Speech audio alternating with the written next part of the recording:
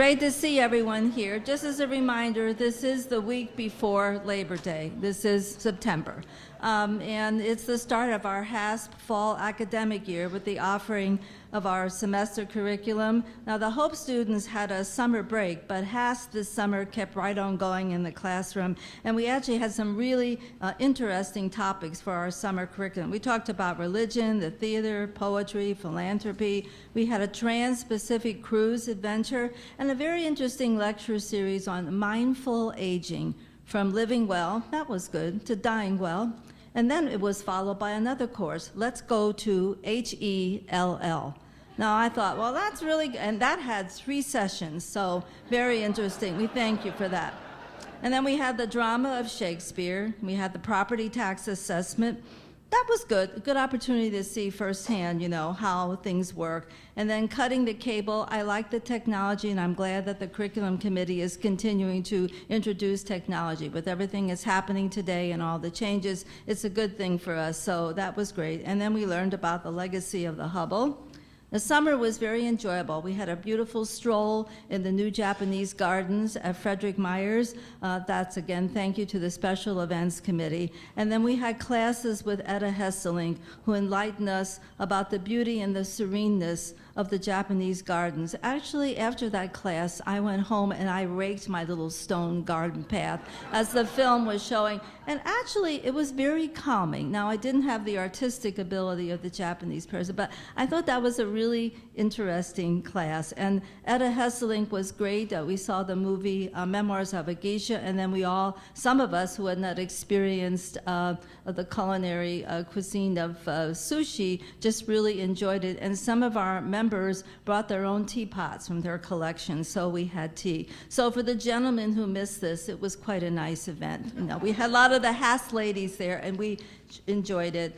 Cuba and Turkey made the special studies list, and science, medicine, and technology had 2 of our HASP member scientists in the lab with the promise that we would be able to reclaim our silver. Great conversations continued, and oh yes, the special events sponsored a round-trip ticket to the Jackson prison, a round-trip rather. So that was very good.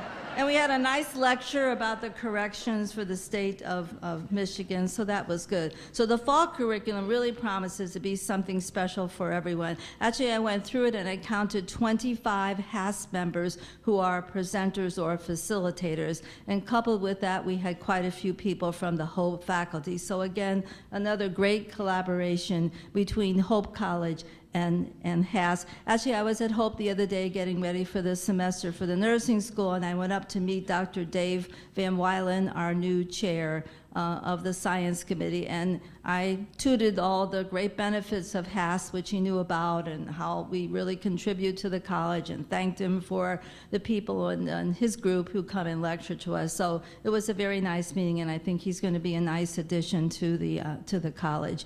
I want to thank Barb Stedging, our curriculum chair, for recognizing in this month's bulletin the work of her team. And I'm going to second that and say thank you very much.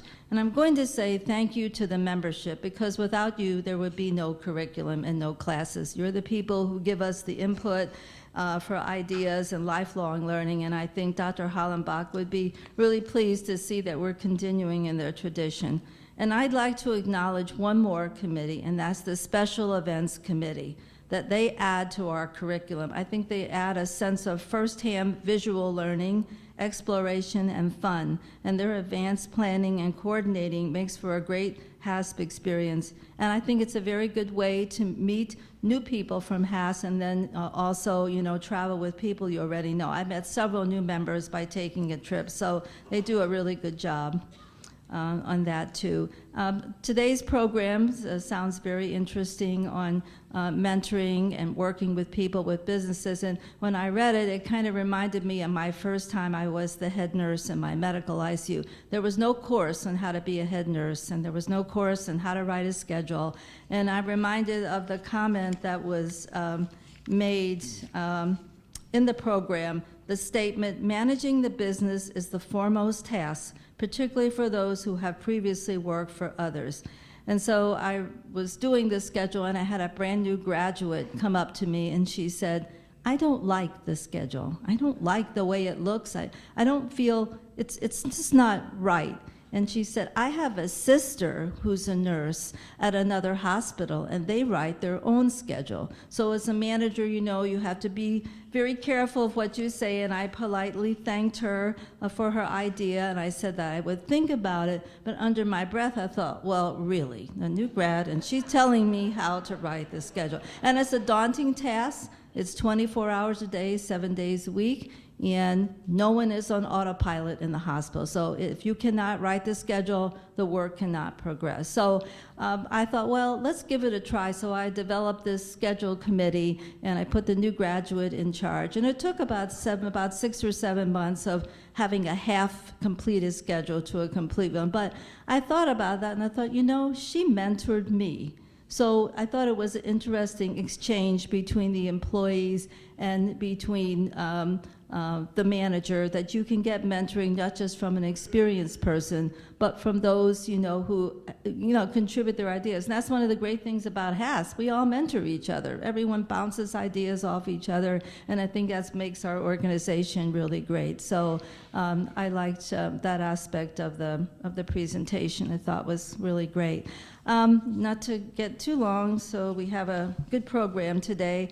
I have one announcement, two announcements. One is from Kim, and she asked that you please, with registration, we have over 200 registrations for the fall curriculum. She did send out an email, a constant contact, to remind people that there are some classes that are filled. But please continue to register, and she would really appreciate if the registration came in by mail or in person. She can't really accept registration over the phone, but you may call and ask if a class is still open. So she appreciates your input. Oh, I forgot to mention, that's right, Kim is on vacation. Amy is at the helm today. Amy and I are in charge. So thank you, Amy, wherever you are. I had a call last night from Nella Kennedy, and some of you might have this brochure on your desk. It's on your table, rather. It's the Dutch in America Across the Centuries, Connections and Comparisons. And Nella, are you here, Nella? Could you stand a minute, Nella? Thank you. And she can tell you more about it, but there's a bus leaving from Grand Rapids going to Albany, and this is a big convention with the Dutch American people, and several of our HASP members are speaking, including Nella, and there's several seats still left on the bus. So if anyone is interested, I guess there's going to be a tour of Albany where some of the Dutch settled, and then this big conference, but Nella can tell you more about it. So if you're interested, you can speak with her. So today we have several guests and members, and I'm going to ask Betty Voskuil, our chair of membership, to introduce them. Thanks. We have 16 guests today, and some of you have been here twice, but I'd still like to have you stand, because one of the ongoing concerns for all of us is how we get to know the names and people when we have about 650 or so members. So if you could stand in place when I introduce you, and we'll hold our applause, because we surely like to welcome you with applause. So let's start out with Nancy Miller. Where are you, Nancy? Phil Miller. Joyce Cortman. Ah, great. There you are, Joyce. Priscilla Arnold. Mary O'Keefe. Dan O'Keefe. Roger Kennedy. Luella Mulder. Carol Pans. Did I say that right? I'm sorry. No, it's Ponzi. Ponzi. Ooh, I like that. Okay, and Bruce Ponzi. And it's not even spelled P-O-N-Z-I. Okay. Thank you. Marjorie Arnett. Way back there, great. William Vanderlucht. Waltran Beckman. Ah, okay, great. David and Kathy Peschke, and Ed Brooks. Let's give them all a welcome.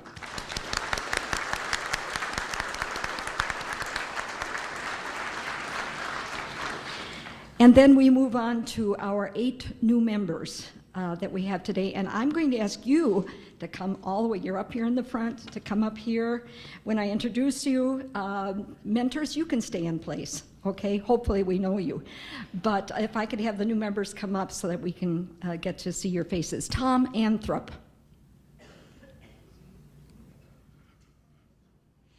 And his mentor is Don Zenas. Rick Bosch. Rick's mentors are Mary and John Nonhoff. Susan Couch. Susan's mentor is Ann Worthington. Maxine DeBrine. Her mentor is Audrey Blumendahl. Carolyn Ellison. Carolyn's mentor is Mary Porter. Jackie Rosaboom, and Jim Rosaboom, whose mentors are Bob and Mary Toppen-Palma. And finally, Richard Swanson, whose mentor is Al Gibson. Let's have a great round of applause.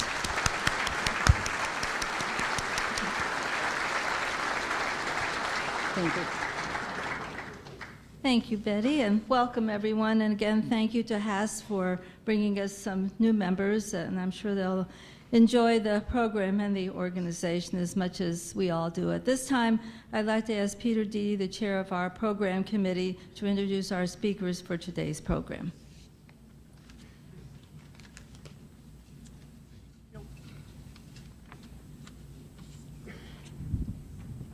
Get this up here.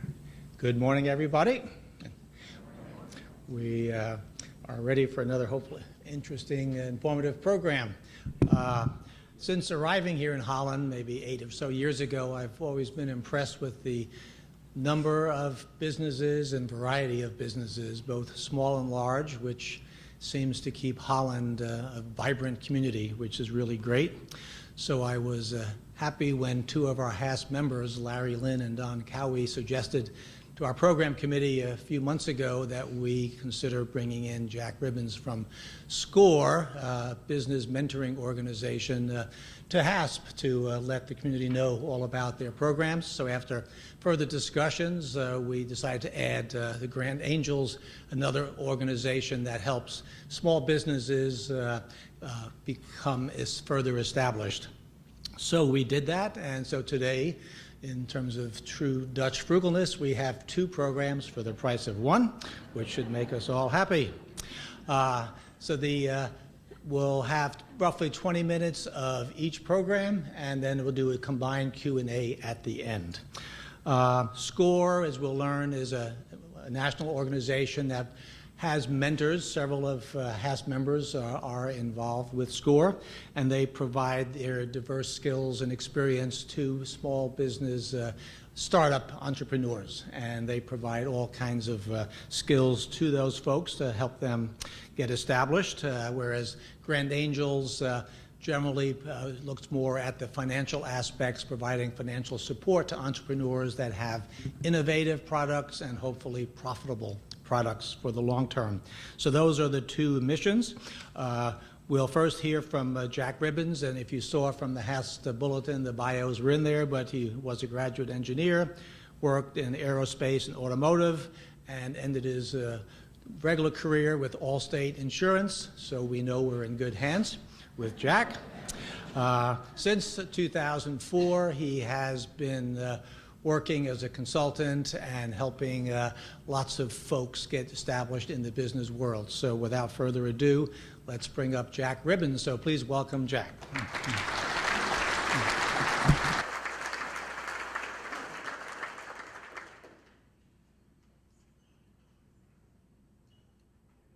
Me?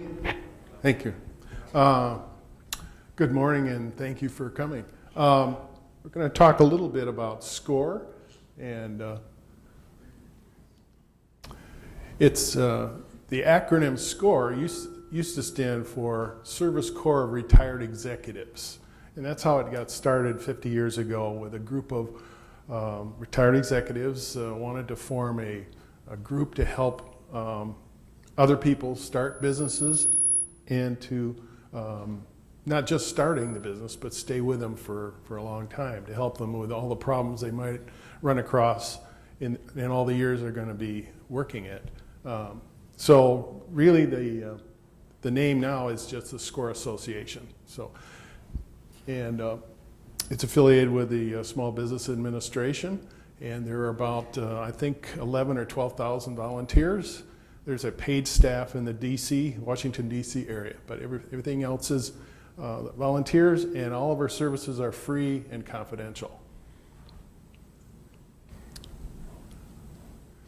So there's roughly 300 local chapters, and they're grouped into different districts and regions, like any good organization. Typically, local chapters meet with clients mostly face-to-face, at least the first time, because it helps explain how the process, particularly the process of business planning, should be done. And once they understand the process of how to start and run a business, they can apply it to really any service or product around, because the process stays the same. In the future, SCORE's long-term plan is to have email marketing, mentoring, which means you don't have to meet with a client face-to-face. You can deal strictly by email or by phone, but that is a future plan. It's being implemented now. So overall, the chapter organization, you have a chair, which I'm fulfilling that function here in Holland. You have a vice chair that handles other, besides just learning how to be a chair if they want to, or running the different committees. The secretary and treasurer, the usual things in a committee to keep track of the housekeeping and financials. So typically, SCORE, and again, it's open to anyone that wants to either start a new business or improve an existing one. So, we start out, we try to, and we're going to get into the process a little bit, but the typical group of questions that we ask would be the same questions that a bank would ask. In other words, how much money do you need? What are you going to do with it, and how are you going to pay it back? And that's really the three main issues they're concerned with. But to answer those questions, you've got to know quite a bit about the business, and we'll get into the details of that. And the main sections are marketing, operations, and the financial side. So marketing is how big the market is and where it is and all that. Operations, who's going to do what in the business. So if you're all by yourself, you're going to do everything. And then the financial requirements are, can you make enough money to pay your bills? In other words, just to break even or to make a profit and grow the business. But we always try to follow up with the details on the main goal is to learn how to manage the business. Because quite often we have people that come to us that have a skill set that they've been using working for someone else, or they've been doing it as a hobby or a craft, and trying to put that into effect as a business to try and sell a product or a service at the right price and make a profit. Learning how to manage the business, keeping track of the money coming and going, the cash flow, and planning on where the business is going. In other words, if you started in your spare room in your basement or garage, maybe at some point you move it to like Lakeshore Advantage in Zealand has an incubator type of thing where you can rent office space very reasonably and have some services available to help you. And then later, as you get moved to what they call getting ready for prime time, meaning you go into your own business, you find a building that you rent or buy or whatever. You get into all those issues of the real estate side, where is a good location, all the traffic and those kinds of issues. So the methodology we use is summarized in the word SLATE. So these are the 5 main things that we concentrate on. The first one being stop and listen. I mean, stop and reserve judgment. Don't prejudge anyone based on whatever the criteria is. Just keep an open mind. Listen and learn, trying to figure out, what's the person really trying to do with the business and why? Why are they going to go into it? What is one of their prime motivations? Is it just to have their own business, to be their own boss? Do they want to actually live off the proceeds of the business? Give up their day job, so to speak. And when should they do that? That's those kinds of things. And trying to get an idea of how broad a perspective that people have. What are their knowledge base that they're coming from? So we know what to start with. To assess and analyze their situation.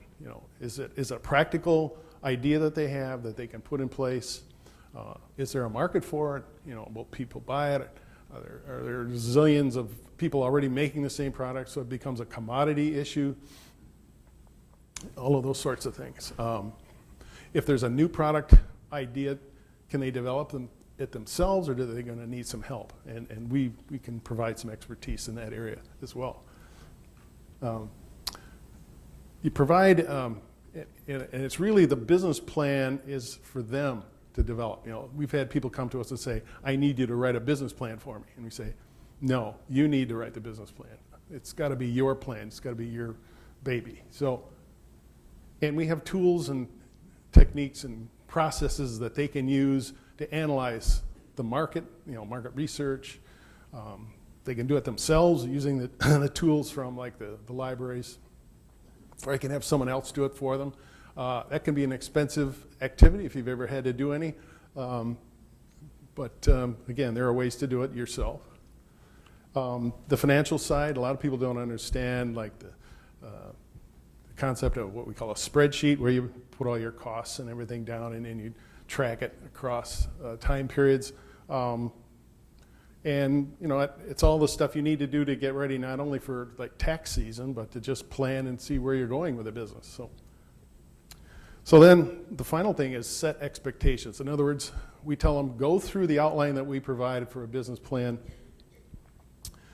Go as far as you can with it. If you can't identify anything or can't answer the information, write it out on a separate piece of paper. And when you get all the way through the outline, give us a call. We'll get back together and try to help you with the hard spots that they couldn't fathom. And we try to give them goals that they can achieve reasonably for, when do you want to open the business? When do you want to register the business or incorporate it? All those sorts of things. Open a business checking account. All those details. Have them make a list and say, all right, just check them off when you get them done.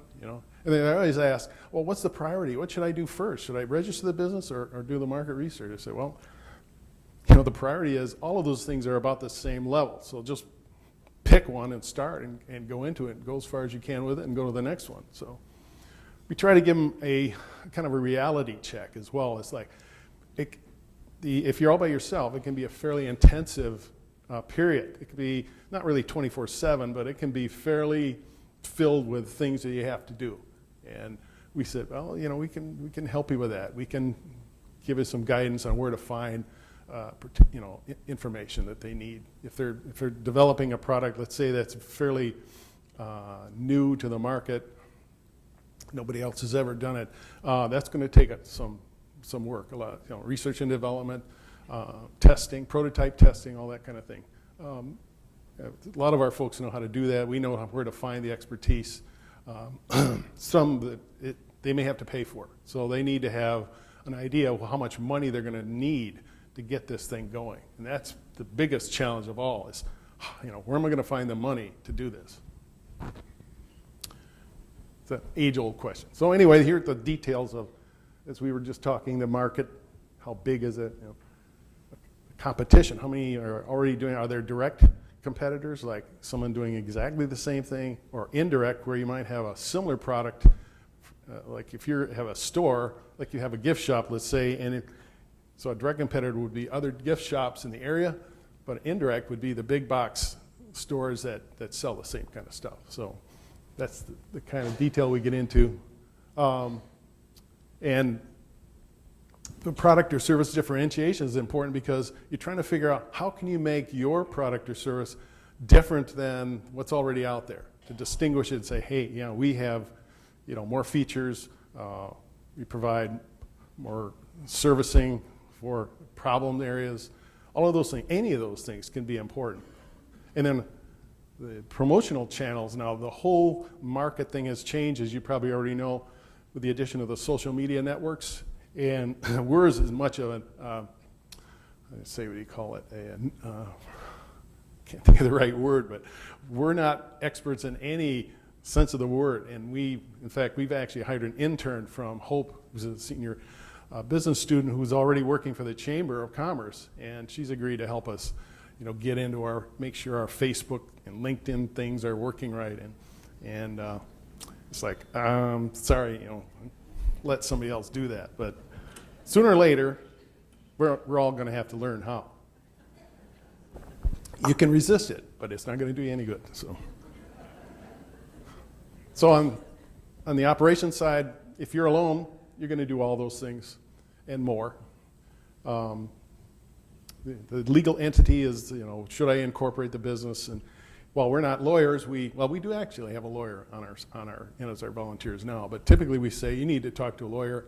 But if you're familiar with it, if you want to form a limited liability corporation, you can download the forms and fill it out and send it into the state. But if you're not sure, call a lawyer and ask them how much to check the forms and file it for you. And then the financial side is the biggest one, of course, is keeping track of costs. It's not only startup costs, but continuing costs and all the other stuff that you have to do, you know, and just tracking the money. So you might ask yourself, you know, we have about 15 volunteers, and they have a variety of backgrounds, experiences, and some of you might say, well, why would they volunteer to work for SCORE? I say, well, one of the things is it's a way to give back to the community. In other words, you benefited, even if you didn't grow up here, you grew up someplace, you had a good education, and you went to college, yeah, your parents probably helped and everybody, but at some point, you're in a community, and whether you're still working, and some of our folks still are, or retired, or pretending to be retired like I am, so that it's a way to give back and to help somebody else. Now, you can say, well, yeah, now they won't make the same mistakes I did, and that's true, but it allows them to make their own mistakes, which hopefully won't be as serious. But you can see all the backgrounds. I mean, we have folks with all of those backgrounds, and some of them are multiples. So we get members from a lot of different sources. As you can see, other small businesses, big businesses, the Chamber, and HASP, of course. We have 4 current volunteers that are HASP members, so we appreciate that. And other groups that we work with, because we may be first contact, but we're not the only ones doing this. Other people, and some of them do it at a much more complex degree than we can, just because they have the resources. But obviously the banks are a prime source. In fact, we get a lot of referrals from banks. You know, people come in and they want to apply for a business loan, and they'll say, "Where's your business plan?" And if the guy has this deer in the headlights stare back, like, you know, then go see SCORE. Okay, but other people do it. The libraries are great. The Chamber of Commerce, of course, great place to network and get involved with the community and find out what resources are available. Libraries, you can do the market research. The Herrick has a database that's fantastic. It's called Reference USA. It has records from 100 million residences and 25 million businesses. So if you can't find what you're looking for there, it probably doesn't exist. The Small Business Administration, that's a federal group. There are state versions of it, and we work closely with the state SBA folks. They provide a lot of resources. They do workshops. They have seminars and things. And then finally, the Small Business Development Centers, they're around the state just like SCORE is. SCORE has about a dozen offices in Michigan, and actually in our district, Northwest Ohio is actually in our district for some reason. But anyway, they have resources for market research. They'll do long-range financial forecasting. And they're attached to different universities. Like the one we use, well, we have two. One is attached to Grand Valley, the other is at Western Michigan. They both have access to the faculties there, so if there's some unique expertise that a client needs, they can probably find it.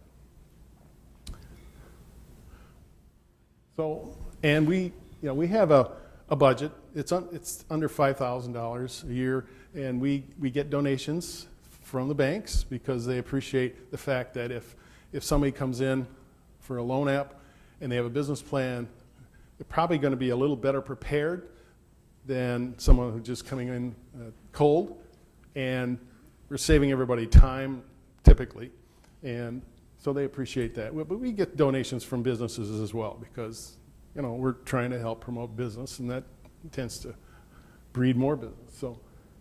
So we've been a chapter since 2005.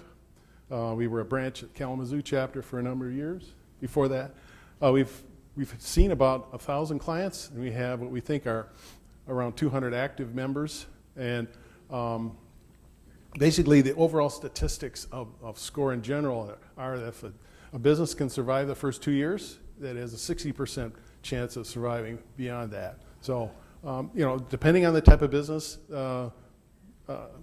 early startups have some failure rates. There can be some alarming at some kinds, depending on the type of business. But there's plenty that have made it and are doing very well.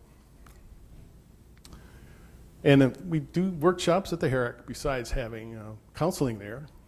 And so those are some of the topics, the basic stuff: financial requirements, starting a business, legal issues. Social media marketing is big, I tell you. It's huge. So here are the typical characteristics of somebody that probably will have a successful business, or at least get it up and running at a reasonable time. Innovative and energetic, hardworking, and it can be intense. Willing to accept recommendations and listen to people, and never give up. Now, what we find is a lot of people just starting out, even if they work for someone else, they don't know what they don't know. So we have to be very careful in trying to bring out what they do know and see where we can go from there. And fear of making mistakes, not having a mentor, and not having a plan. And all of those things we can address with the activities that we do: a business plan and a follow-up, a long-term relationship, and then a strategy to help them. Basically say, hey, whenever you have a question, send us an email or phone call or set up a meeting. And so we counsel at the Chamber of Commerce on alternate Thursday mornings, and as we have been for a long time since we were here.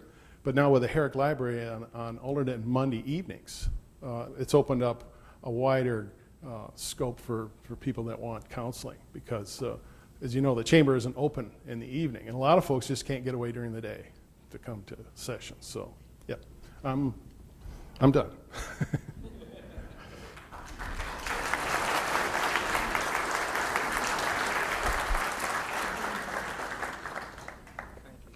Did I run out of time? Yeah, probably. Yeah. Yep.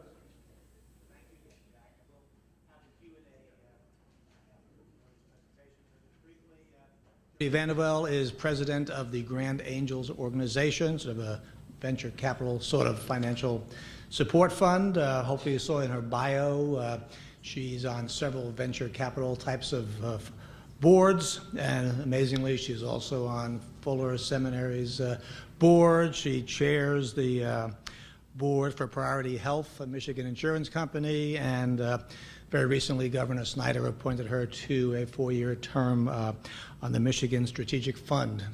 So she covers a lot of territory, and while she's president of the Grand Angels organization, she might be a grand angel in her own right. So please welcome Jody Vanderbilt.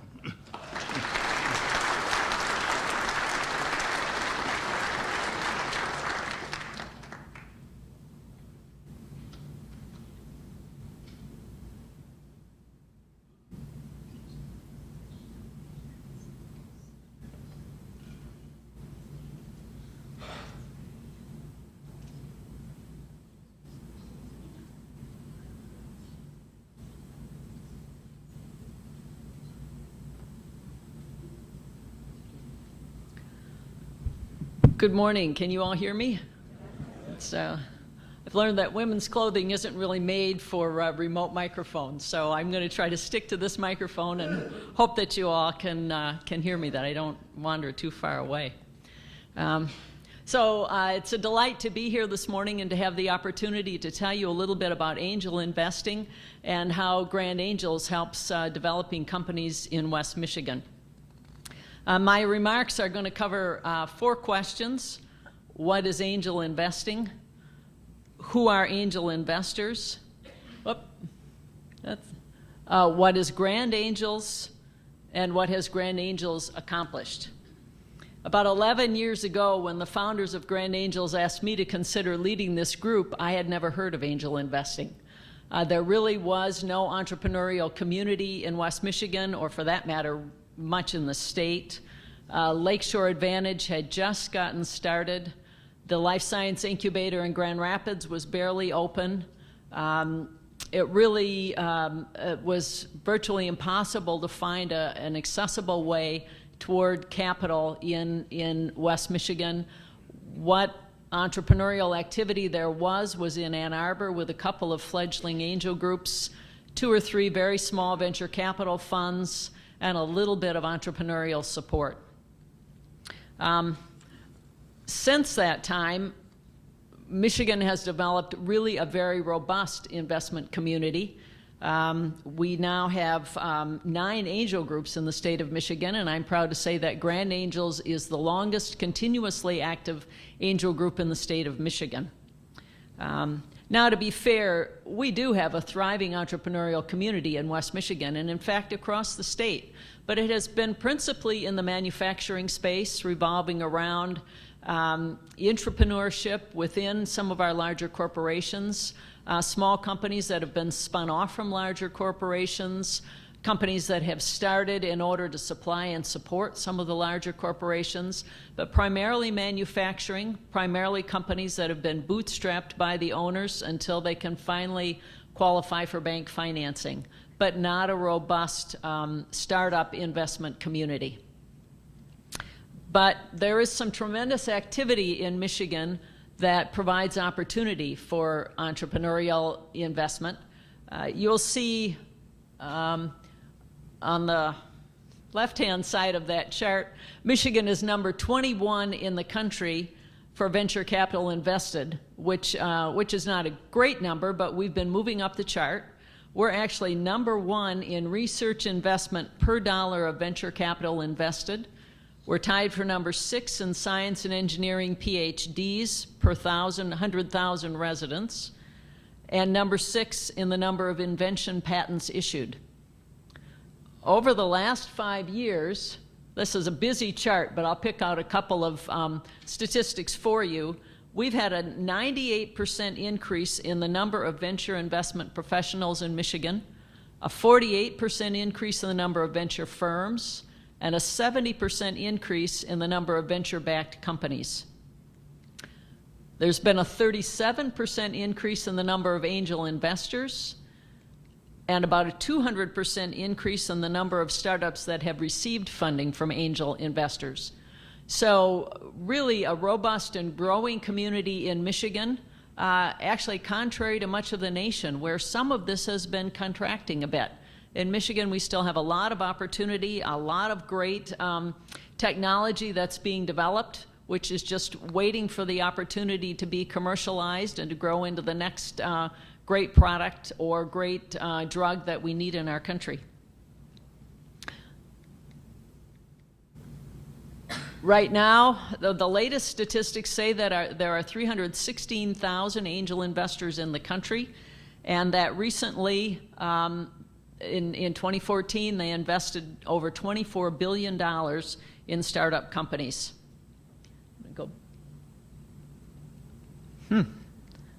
Let's see. There's the chart I'm looking for. This is a chart from the Michigan Economic Development Corporation. You'll see on the left-hand side the red dip that goes down below the line. That represents companies that are pre-revenue. And that's the space that angels typically invest in. So to the far left in that chart is the very beginning of a startup company where investment typically comes from family, friends, and founders, or sometimes we say family, friends, and fools.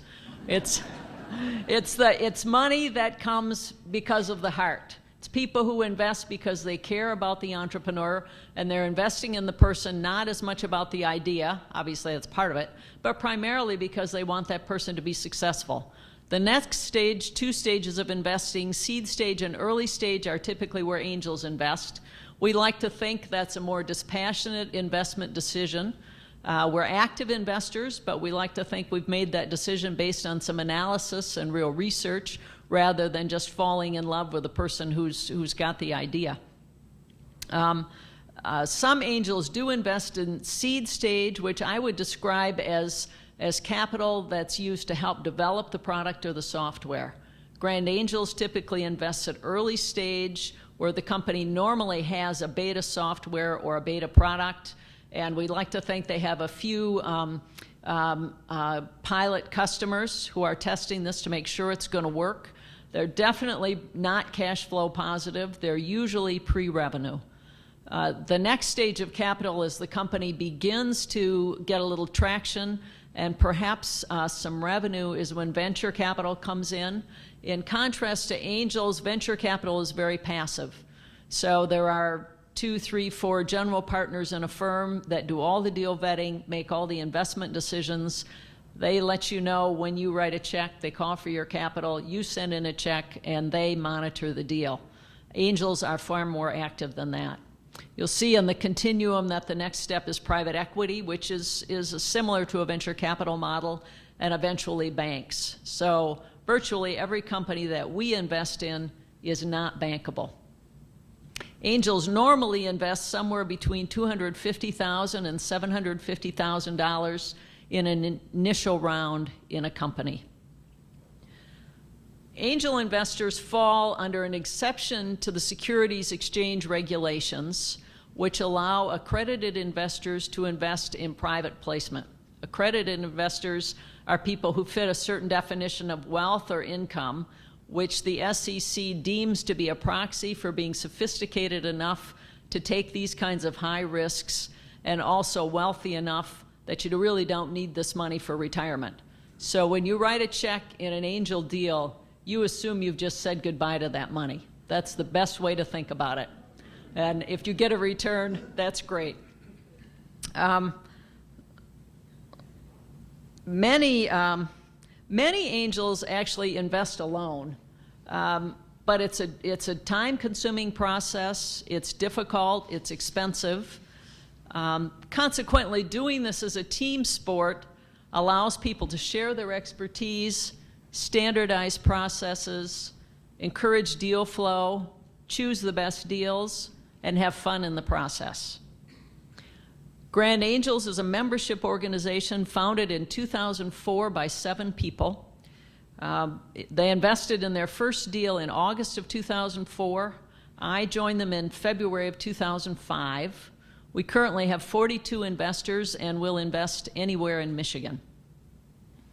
Our mission is to invest our financial, intellectual, and networking capital to foster the success of growing companies, enhance the economic development of West Michigan, and attract and retain creative talent. To put it another way, we try to remove the barriers to entrepreneurial success. And several critical barriers are lack of capital, lack of networks, and lack of experience. So we invest capital, we mentor entrepreneurs, and we connect them to our members' networks. Angel investing is not passive. Our members all make their own investment decisions. So we have a common deal sourcing and deal vetting process, a common due diligence process. We have one term sheet, but everybody makes up their own mind whether they're going to write a check in a particular deal that we bring forward to the group. Our members serve on the boards of our portfolio companies. They want to share what they have learned and to leave our communities even better places to live and work than they are now. Our mission will only be achieved if we make good investment decisions. Nationally, 10 to 20% of angel deals are successful, or in baseball terms, bring home runs. 30 to 40% will be singles or doubles, and the rest will fail. So on 10% of our deals, we have to make the return for 100% of our investments. So angel investing is not for the faint of heart. Our goal is to invest in people who develop innovative solutions to real problems, solutions that people will pay for, solutions that have a distinct competitive advantage, solutions that ultimately will result in a good product for the customers, a nice exit for the investors, and will create wealth that can be reinvested in our region to develop further businesses and create more jobs. Grand Angels has invested nearly $19 million in 34 companies. We have 23 companies in our portfolio now, and we've had 11 exits, 2 home runs, 1 single, and we've written off 8 companies. We just had our first initial public offering, which was pretty exciting, and we hope this will be another home run, although in typical venture process, we have a 6-month lockup, so nobody may sell their shares in this company until 6 months after the date at which it went public. It's a very interesting company. It's a drug discovery company. As far as we know, it's the only drug discovery company in the world so far that has figured out how to get drug into DNA. So it's a cancer treatment, and what you want to do, ideally, is get interference at the DNA level to avoid replicating the RNA, which then begins to generate the cancer. And there are a lot of companies who are working on both immune system responses to cancer and treating RNA, but nobody else has figured out how to get a drug into DNA. And this company has had some very interesting success in their clinical trials, so we're keeping our fingers crossed that they'll continue to be successful, that it will be a home run for us, but that will also bring new cancer treatment for a lot of people. Let me go. Yeah. Our average investment is about $530,000 per company. That's typically over 2 to 4 investments over several years. We have invested as little as $50,000 in a single company and as much as $2.3 million in a single company. About 1/3 of our investments are in life science, 1/3 in technology, and 1/3 in a whole variety of other business sectors. We believe we are a crucial part of business development in West Michigan. We are also grateful to benefit from being in a region with entrepreneurial spirit that is a source of willing and wise investors, that encourages collaboration among the many organizations and businesses that reside in West Michigan. If you're interested in learning more about Grand Angels because you'd like to be an investor or because you know someone who is starting up a business, please get in touch with us. We are always looking for good deal opportunities. We're looking for more people, like-minded people who'd like to invest in us. Our website is grandangels.org. Thank you very much.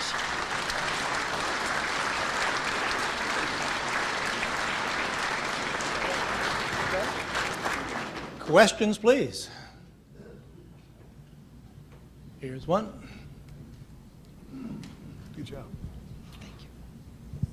Do you ever work with college seniors? We have, yes.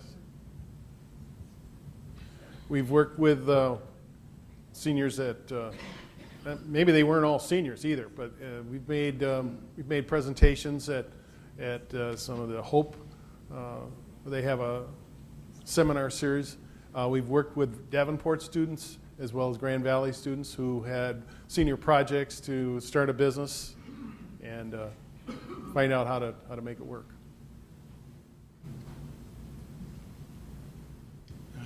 One in the back. Amy, you getting that one? While she's heading back there, I'll say that we actually have 6 or 7 colleges that sponsor Grand Angels, and we invite the college students to come to our meetings and to begin to see how this all works.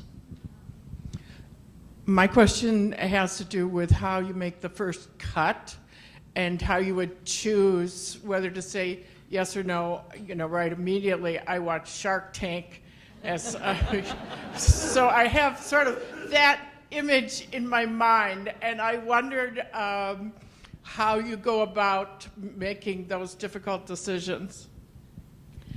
We actually quickly say no to at least 3/4 of the applications we get because they don't fit our criteria. They're either consumer products, which we don't invest in, or what we would call lifestyle businesses, entrepreneurs who really want to run that business for an income for their careers and don't want an exit.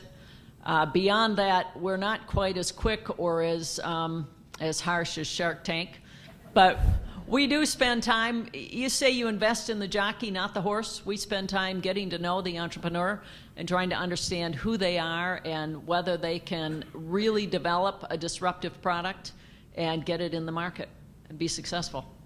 So, Jack, how important when you talk to someone about a business is the location? In the past, you've gone to some shops, you enjoy them, you like them, and then it just doesn't seem that they have the business, and you've often thought, for instance, in Holland, if you're not on 8th Street, right in the main hub. Is that really something that really affects the business? For a retail business, yes. You got to have the traffic, you got to have the parking, you got to have the resources, ADA, compliance and all that stuff. It's very important. And we always encourage people who are trying to do that is to talk to a commercial real estate person, and they should be able to direct them to, there are always properties available, but to check out several, make sure the leases are up to date and there's no clauses that they can't deal with. So, yeah, we cover that pretty carefully.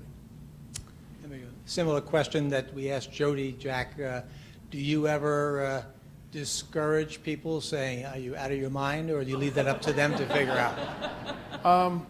Typically, no.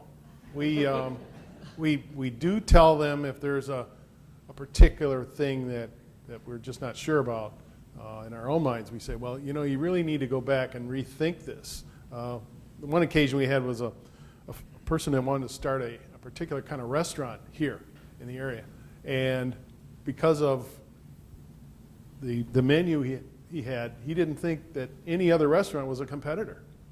And we said, I'm afraid they're all competitors, really, at least the ones that are within, say, a square mile of, and he was going to be on a busy street on the north side, and where there's, 50 restaurants just along there. And we tried to tell him, if somebody's coming home from work and they're going to pick up something for dinner, and because your recipes take twice as long to prepare as the typical one, they got people backed out on the street waiting to get in the drive-in or something. Guess what? They're going to keep on going, probably. So you need to rethink that. Your whole approach may not really work. Having people come in and wait for, that's not where we are nowadays. So, but normally we don't say don't do it, but it happens once in a while. So, and we look at it this way, that if we tell them not to do something that probably wasn't going to work, we've actually helped them, because they would spend a lot of money and waste a lot of time and then be discouraged from even starting a new business later on. Where if we say, why don't you go back and rethink this, and the process, so now if you get another idea, you know what to do. So we try to be positive, but it's sometimes it can be tough. Yeah. Typically, if someone gets in touch with you, do they meet you someplace, or do you go to their home? Well, we usually meet at either the Chamber of Commerce, if the timing and the circumstances, or the Herrick Library in the evening. But we tell them if neither of those are convenient, we'll find a place that is. We've gone to homes occasionally. Most of the time, we'll meet at another, say, a library someplace. I mean, I live in Fenville, so I meet people in pretty much that whole northern Allegan County area. Been, South Haven, Allegan, Hamilton, all over the place. So. Just logistically, it works out. You meet them in a gas station where they have a little coffee shop on the side. We try to, keep it non-confidential kind of stuff, the basics. But, yeah, we'll meet them any place, anytime, basically.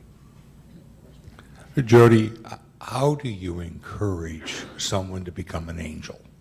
What motivates those people, as you said, most of them are going to lose their money. Why do they want to do this? What's in it for them? It is a return. So we probably have right now a 25% IRR on the money that we've invested. So you do make a return. It's just that you have to be prepared to part with that money because you don't know which of your deals is going to fail. Every deal that we invest in, we expect is going to be a home run. It has all the projections to be a home run, because if we don't do that, certainly our batting average is going to be low. But people do it because they want to make a return. They do it because they want to invest in entrepreneurs. They do it because they enjoy being together. There's a whole gamut of reasons why people join Grand Angels. And typically they come because somebody invited them and said, I'm enjoying this, why don't you come and try it too? Come to a couple of meetings, see how it goes, how we work, get a feel for the people, get a feel for the process, and then make a decision about whether this is something you'd like to do. Question here. Just in any organization, you rely on referrals. Do most of your referrals are initiated by banks because the typical individual would think you start with a banker? Typically, that's the case. But a lot of them come from like the Chamber of Commerce or the website of the library. And so we get them that way as well. Or from word of mouth from an existing person that we've helped. So I'd say those are maybe the four main places we get referrals. Jody, what does your average investor invest in an individual deal? Historically, it's been $25,000 per person per deal. We've actually reduced that to sometimes 10 to 15, depending on the deal, to try to give people an opportunity to make more investments. So it's a numbers game, obviously. You want to be in more than 10 deals in order to give yourself the chance for that one or two home runs in that group of deals. And Rich, as you know, we raised a small co-investment fund and are now raising a second fund for people who want to get money in every deal that we do. You get a little piece of every deal, and then you can co-invest in the deals that you really like and add more money to it, in which case it makes more sense to put 10, 15, 20,000 in addition to your piece of the fund in order to get a total of about 25,000 per deal. So you're looking at trying to invest over 10 deals, multiple rounds, somewhere around $500,000 to $750,000 over kind of a career of investing. Oh, there's one more question back there.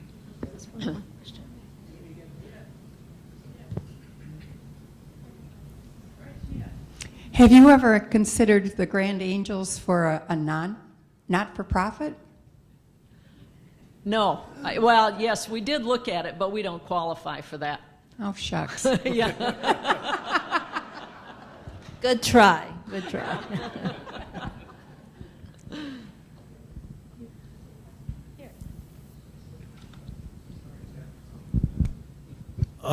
Telsa Motors last year started a battery factory. I think it's out in Arizona someplace. Did anybody in Holland get a chance to look at that battery operation of Telsa Motors that you know of? Not that I know of, no. That's a private company, isn't it? And I would assume that they made that offering to, through some investment bankers to a handful of very high net worth people, but Okay. I don't know that for sure. All right, thank you. Yeah.